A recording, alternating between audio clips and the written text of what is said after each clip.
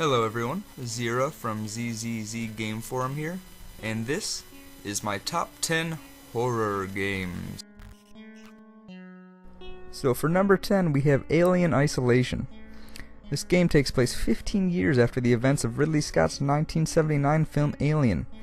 This game follows Amanda Ripley, daughter of Alien protagonist Ellen Ripley, and her efforts to investigate the disappearance of her mother. Okay, this is one of the scariest games I've ever played in my experience of an avid horror game lover. The suspense alone is more than I have ever felt in another game, it seems, in the genre. It feels like one big game of hide and seek, with the last thing on Earth or outer space that I would want to play with. It's well worth it if you were looking for a modern generation game with great graphics, stellar gameplay, and a terrifying AI.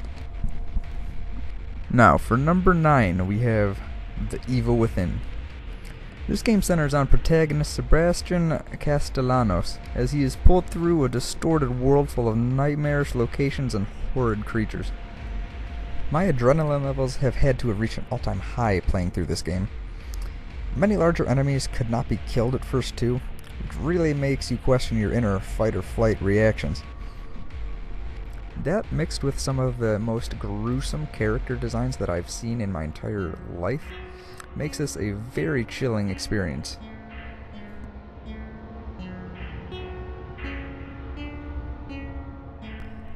And for number 8 we have Until Dawn.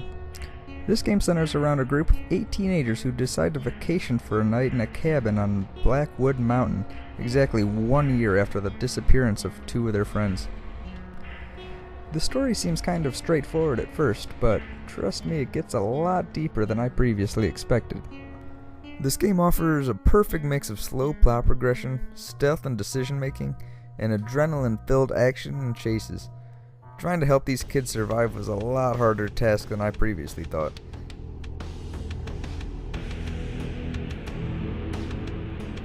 Now at number 7 we have Layers of Fear. This game is about a psychologically disturbed painter trying to complete his magnum opus, as he navigates through a Victorian-style mansion with disturbing and horrifying secrets about the painter being discovered as you progress through the game.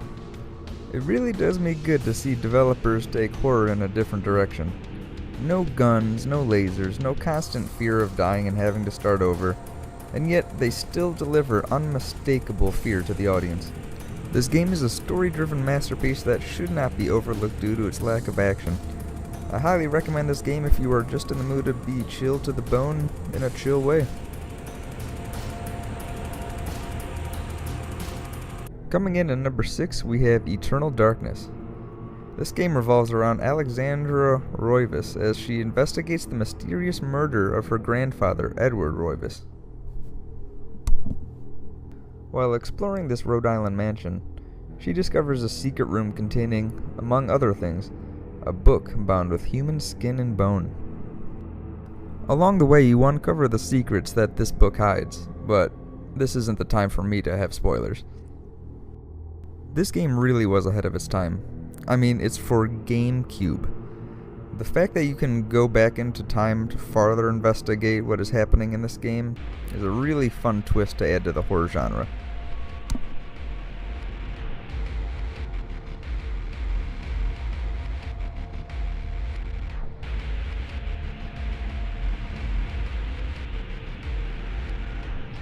And number 5, we have Silent Hill. The story follows Harry Mason as he searches for his missing adopted daughter in the fictional American town of Silent Hill. Upon stumbling upon a cult conducting a ritual to revive the deity he worships, he discovers the true origin of his adopted daughter. I have always loved the lore of Silent Hill. It really set this game apart for me. This game goes all the way back to PS1, so it definitely has its issues, gameplay, graphics, but that really doesn't overpower the fact that this is such a solid horror game.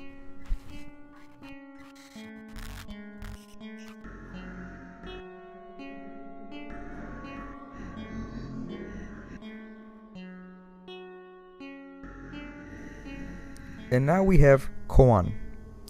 Cohen is set in the Heian-era Kyoto, Japan. This game follows protagonist Utsuki and her sister as they explore a feudal Japanese manor at night. This game, you can tell, takes the classic Japanese folklore, adds a whole new layer of modern Japanese folklore, and combines it into one of the most enthralling stories I have ever seen. There is something about these Japanese horror games that chill me right down to the bone.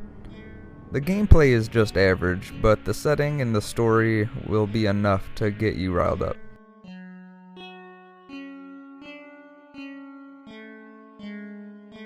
For number 3, we have Call of Cthulhu. This game mostly takes place in 1922, and it follows Jack Walters, a mentally unstable private detective hired to investigate Innsmouth, a strange and mysterious town that has cut itself from the rest of the world. This game obviously taking a lot of inspiration from H.P. Lovecraft. But this game really did wonders for the title. It had some choppy gameplay, but come on, it was for PS2 and Xbox. I honestly love this game. From start to finish, it felt like such an epic adventure. I was completely in awe just from how many interesting ideas and places this game took you. I couldn't have written a better game from what these developers had if my life depended on it.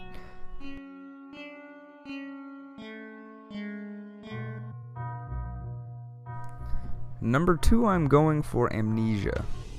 Not the first one, but the second one, A Machine for Pigs. This game stars protagonist Oswald Mandus, a wealthy industrialist and butcher, who is implied to be the grand-nephew of Daniel, the protagonist of the first game. Again, this game kind of leaves you in the dark to start, hence Amnesia, but uncovering the past in this game is dreadful and gruesome, and yet really fun since I'm weird like that.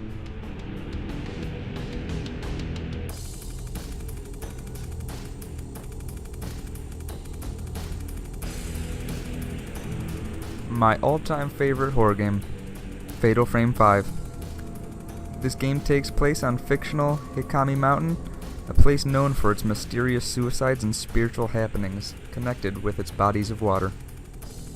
This 5th installment of Fatal Frame really stood above the rest for me. Its water theme, its combat system, its story has really evolved over time. Even from the opening scene, I was completely enthralled.